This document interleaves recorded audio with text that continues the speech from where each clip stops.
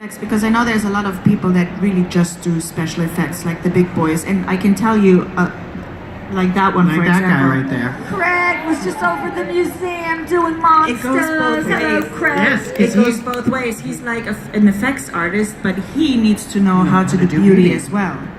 So you can, later on, once you're in the union, you can decide what you want to do, if you want to go more in one direction or another, and you will be hired according to that. But, you know, people come from different areas, from fashion or from sculpting and let art. me tell you, you do both, you'll work much more. Exactly. Totally. The more you love to do, and the more you end up being able to do, the more you'll work. And the more you work, the more money you'll make. And I know people are like, oh, you know, the union's not just about money. Well, it does help. Let me tell you something. Because I've been non-union. I think we all have. I was non-union for 10 years.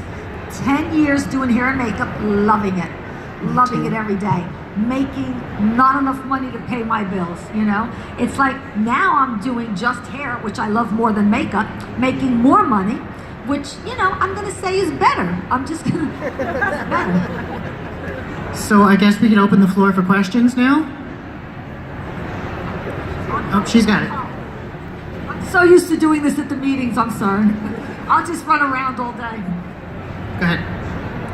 Hi, State your name. I'm Victoria Cruz. I'm from the University of North Carolina School of the Arts. Oh, awesome. Hi. Great. Was I? Yes, we Oh, met. hello. Hi. My question is, how do you balance work and union and family? Family, let the family ladies and husband answer. Yeah, you know, it's, you know, like every other profession, you know, you have a job and you need to find a balance on how much work you can take on. And, you know, when you're on a movie, you know, the schedule is long. You work for 3 months for like 14, 15 hours a day, and you will need help at home. That's for sure. But then you're off maybe 2 months, and then you can spend more quality time with your family. It's not easy. It's really not easy, but it's certainly doable. Yeah, I think if you have, oh, sorry. With myself, I think it's also very important when your family is aware of what you're doing and you have that support system behind you as well. If you get everyone on the same page and they, you know, I mean, because in the beginning I had small kids, I took time off, I took myself out of the scene, and then came the time where I decided to want to get back in, and my husband was like, you should want to do it? And I said, yeah, I do. And he was like, okay. And I said, it's going to be crazy hours. And he was like, all right, let's just do it. So, and I have to say, it's been wonderful. There have been days that have been hard where, you know, you're working and you've been doing crazy hours and you think, oh my God, I haven't seen my husband or my kids for 2 days. But then, you know, you get your weekends. I have weekends home. So I try to make up for it then. And sometimes also you try, when you have a good team, they try to balance it where they'll be like, okay, you know what? You're going to go home early. We're going to let you cut out a little bit earlier. The rest of us will stay on cover. And it's just a beautiful thing when you have people that are all on the same page, all kind of like, it's just that support. It's just the bottom line of everyone supporting each other. And it does. You make it work. It works. Eventually you get to a point in your career where you could say like, all right, I can work 4 months here and now I'm going to take the rest of the year off. Or I'm going to do an 8-month series and then that's it. That's all I'm doing for the year. So you kind of, you can make the balance and you eventually figure it out. Does that answer your question? Okay. Anybody next? I think he had his hand up now. Well, go ahead. And then you in the back, yeah. Do you want to get... Come on up into the...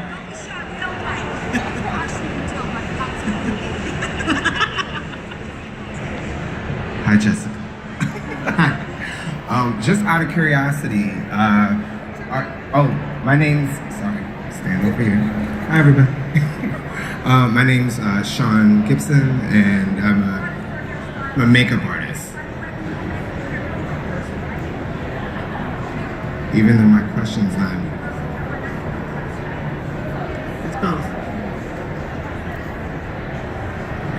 My question's not really makeup based, but just out of curiosity, are there different requirements for barbers who want to be in the union?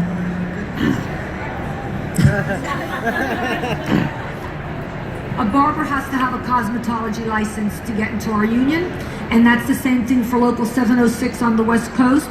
We have barbers who do get in because sometimes they're a must-hire because of an actor, but we tell them it is to your benefit to pursue that other year and get that cosmetology license, because to the hairstylists in the union, they want you to have a cosmetology license. And there are cosmetologists who just barber. You know, they just barber. And there are people who barber, but they can't do anything else without that cosmetology license.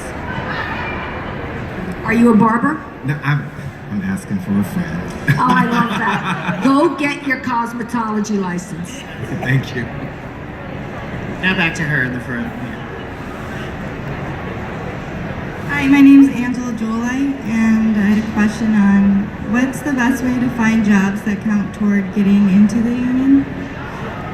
So, obviously any non-union work will count, anything like independent films. If you go to local and community theaters that will need, makeup help, you may not get paid a lot, or very, very, very little, or not at all, but go ahead. This sounds really silly, but when I decided to go for the union jobs, I mean, I didn't have a mentor. There wasn't really, like, I did it the good old-fashioned hard way in 3 years, 180 days. I just started talking about it. And pretty much if you've known me since I joined, I mean, I would meet you at a cocktail party, and within 5 minutes I'd be like, yeah, I want to do film and television makeup. Like, that's what I'm doing. That's what I want to do. And it was just kind of always in the back of my mind. And the more that I talked about it at makeup artist meetups, I'd go to like events at Makeup Forever or MAC or, Manhattan Wardrobe Supply, or like anywhere and everywhere that I could meet other artists and just like tell them that that's what I wanted to do, casually in conversation. I found that the return on that was kind of amazing, because not every makeup artist wants to do film and television. Not every makeup artist wants to work those hours. And so I found that my very first jobs came from other artists that were doing fashion. They'd get an opportunity that they didn't want.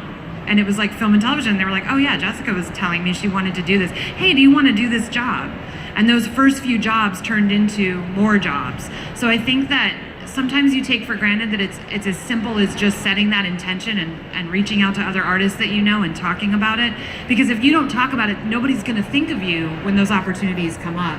And that's like for free. You don't have to. You don't have to like sign up for anything to do that. It's just letting people know what you want to do, letting people know where you want to go, and then when that opportunity comes, if they're not into it, they'll think of you. And that was huge. And then once you start working non-union production jobs, those producers and those ADs and those artists and all of those people will start referring Every job leads to the next. You to other jobs. And once you link into that community, you kind of start working more and more. And there's also Facebook groups for like makeup artists in New York City that are doing production jobs, and you can get a lot of work from them. I was just also going to say the Powder Group was great. I joined the Powder Group when I first moved here because I didn't know anyone. I didn't have a network either. I found that really instrumental. They're fantastic. And then also I did the student film route. I worked on a lot of student films through like SVA and like NYU. And those at the time were on Mandy.com. I don't know if that's still around, but it is. But it's and physical. Craigslist. I mean, I really found out like how the schools and then applied, and I learned a lot on those. I mean, it was a good way to start, because at least you're starting off in film. Like you're on a production schedule. You're meeting actors, and you're working, like you see your work on camera. You're never going to probably see. You might see a screening of it. It's not going to go anywhere. But at least you have this. It's real work. It's real experience of what it's like to be outside all night, throwing blood on someone on the side of a road, like it's I think it's relevant, even though it doesn't pay very well. And if you want to do theater, I know in the beginning of my career, I did supper clubs. If you know anybody who has anything to do with people performing, you reach out to them, which is what Jessica was talking about. What Michelle was talking about was find organizations that have other like-minded souls and get to meet them and talk to them and express what it is you're looking to do. You'd be surprised how just putting it out there, it comes back to you. But there are so many different ways from student films. If you know, like if you're near NYU, call up the film's gonna say, hey, are you gonna be shooting these? I'd like to volunteer right now. Because in the beginning when you volunteer, now remember you need to show paid work, so I'm saying volunteer. But in the beginning, those few volunteer jobs with those other students, they're gonna move up. Sometimes they pay too. That not only sometimes do they pay, but as these people start to move up the network ladder, so do you. Right. Your circle gets bigger and bigger, and it's just keep putting it out there.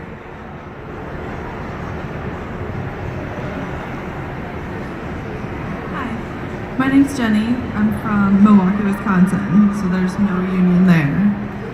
Wisconsin. Is it beneficial to move into a jurisdiction for the 18 months and get into the union? And then do you have to live in the jurisdiction? You have to live in we have 22 states, as Chris said, and by the way, this is all on the website. When you go to www.local798.net, you have not just how to apply, you have our jurisdiction with all the states, you have a little bit about the history, there's a little bit of I'll call it a tour. In order to join the union, you must live in one of our 22 states for 18 months. Now, you can live on the East Coast, you can keep a house in Wisconsin, you can have a place in Georgia, but you have to have a place in our jurisdiction that you can show proof of residency. You can't just join, without that. That's one of the biggest requirements, more than all the others. You have to live where we work. But can you just move in for the required 18 months and then join, become a member, and then Yes. Yes. Theoretically. Yes. The short answer is yes. Yes. If you live for 18 months, and again, I'm using Georgia because that's where a lot of people go because it's right to work. And it's easier to work in a right to work state. There's the union contracts will allow everybody to work as opposed to New York where you really are supposed to be a union member. When you're in Georgia for 18 months and now you're in the union and you decide to live anywhere, Texas, if you get hired on a job in Local 798, they have to pay to fly you and put you up and whatever, but you're a union member. Wherever those jobs go, if they want to take you, you can go. But most likely they won't because they don't want to pay somebody, to fly or per pick them diem up. when they have people they Who are can local. have local.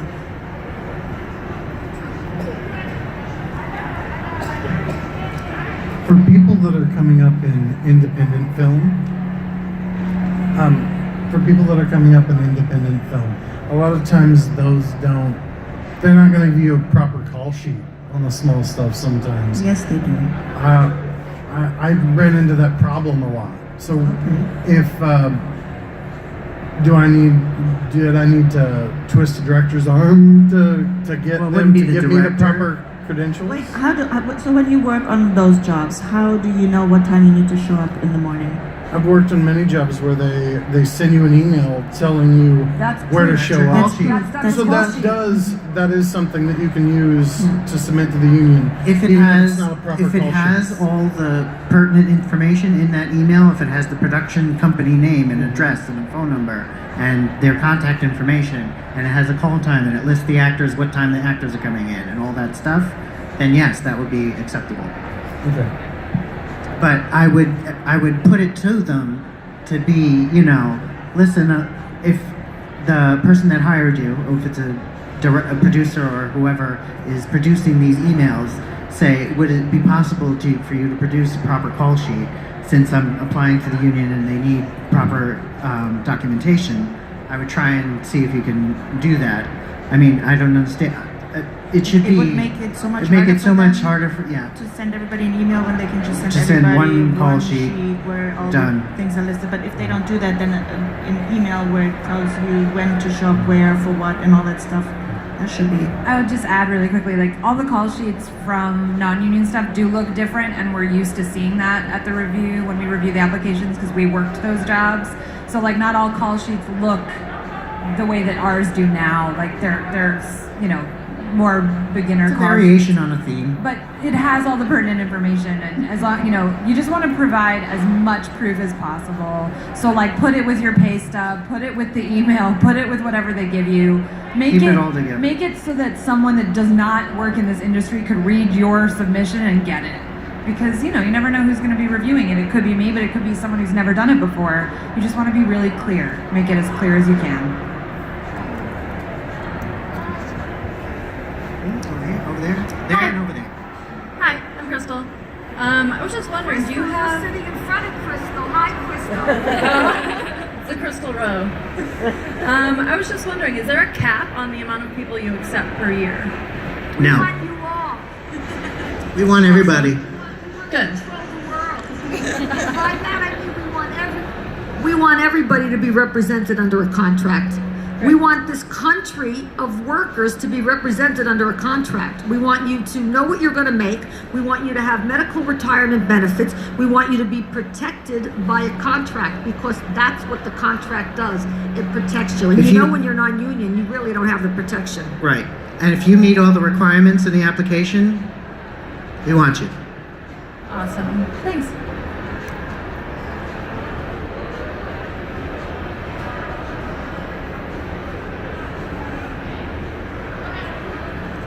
Hi, my name is Drishti, and the question that I have is, lately I've been really selective on my job, and I've been taking other stuff.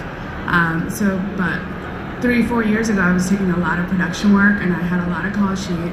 But I know when I was informed that you can accumulate 180 hours within the 3 years. Not hours, days. 180 days within the 3 years. Now, does that still apply? Because I have things from It's the 3 years preceding the application year.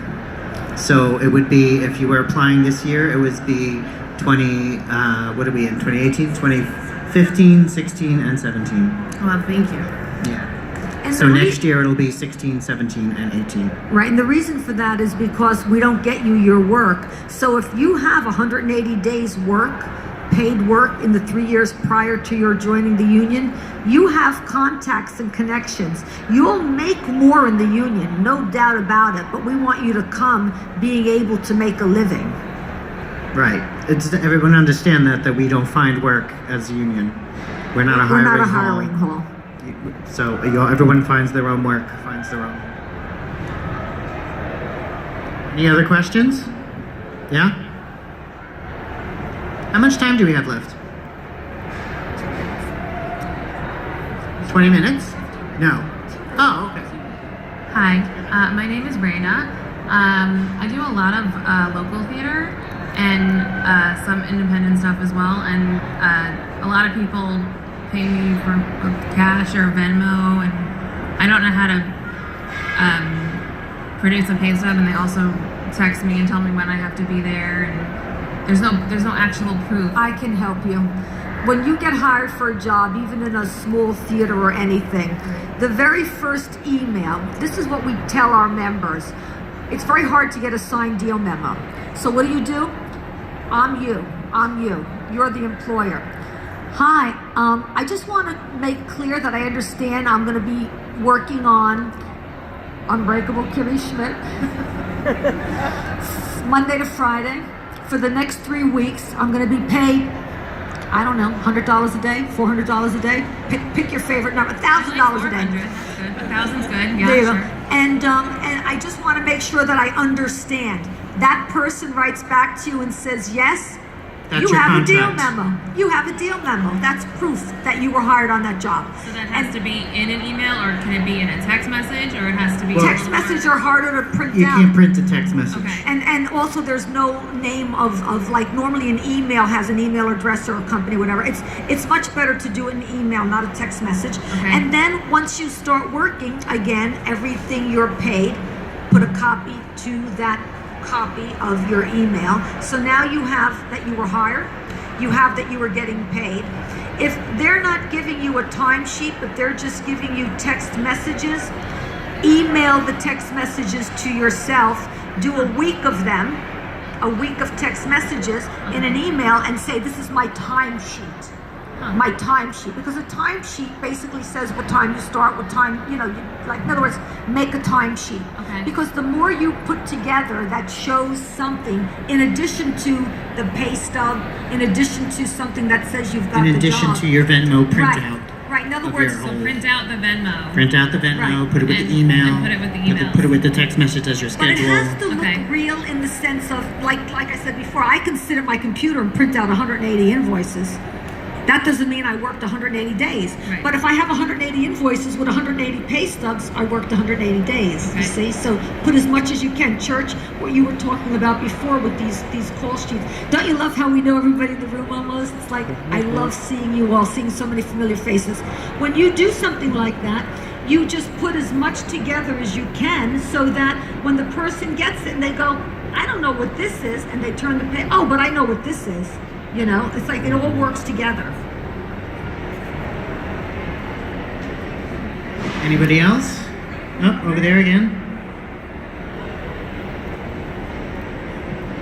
So my other question is, I had the opportunity of working on a union movie. I know that I've been getting letters about like union dues. Does that mean anything? Being part of the does it help or not? So, if you work under your union contract and you're not a union member, you're still entitled to all the union provisions of that contract. That includes benefits, health care, welfare, pension, all that stuff. So if you've worked on a union job and you're not a union member, you're still going to get the health insurance, you're still going to get all that stuff. It'll eventually lapse because you're not in the union and you're not currently or continually working on union jobs, but you can pay into it if you want to continue it yourself. For 2 years. For 2 years. But it doesn't mean you're a member. You asked about dues, didn't you? Did you ask about dues? You asked, didn't you say something about you're getting something You're about getting union dues? dues. I can't hear her. Yeah, she said she was getting dues taken out, I think. You were working on a job where they were taking dues out, so on your pay stub you saw L798? Yes. So they were taking the dues, or they paid for my dues, something like that. And now I'm getting letters from the union stating that I have to pay something, I have to do something with it. My email is president@local798.net. Forward me what you got from the union, because Thank I don't you. know what you got. And you do not have to pay dues if you're not a union member. Some contract jobs, if you're working at the networks, it's in the contract, whether you're a union member or not, because there's not enough union members to work every job, so they have to just fill the spots. Your dues come out of your check and they come to the local. Some contracts you have to report your work and pay your own dues. So you were obviously working under something where the dues were coming out. But you would not be told you owe dues if you're not a union member unless you're working under a contract where dues are part of the contract. So I want to know what you got. Send it to me. And if you don't remember that, go to the website and send it to the membership or to the local 798 address that's on the, contact us, and just write President Rose and it'll come to me. Or write Rose, you don't have to call me President. I do answer to Her Highness though, and I absolutely love that. All right, I think that wraps it up. Oh, you have another question in the back there? And by the way, we're not going to wrap it up until you all raise your hand and tell me you want to be union members.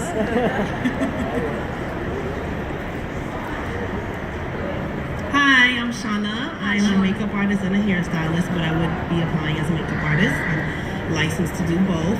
But the question I had was about, I think you said digital work. So as far as like YouTube and things like that, and work as doing makeup with that, how would that work as proof to be in the union? It falls under what the contract category is new media, which would be web series or some sort of online content. It's not necessarily you making a YouTube video of yourself doing makeup and all that. Doesn't count. Even if you're getting paid? If you can prove the work and you're doing it for a contact for a company, yes, that would work. If you can prove the work. Perfect. Yeah, that would count. All right, that's good to know. Thank you. How many people today really didn't understand what it meant to be a union member? Raise your hand. I'm curious how many, because not many people know what it means to be a union member. Do you feel like you know a little bit more or a lot more? Okay, we don't need all of your hands, just one hand, not two. So you do feel like we helped explain it to the. Did we make it sound like something that appeals to you? And we just tipped the tip of the iceberg. There's so much to know. Yeah, it really is. I got to tell you something. My life changed. I was non-union for 10 years. And from the first year of being in the union, my life changed. And I get over stuff like this because it's real. And it was really life-changing getting into the union. And I know what it is for a lot of people because I see them and talk to them all the time. So good luck, all of you. Thank you. Thank you. Thank you, guys. Thank you.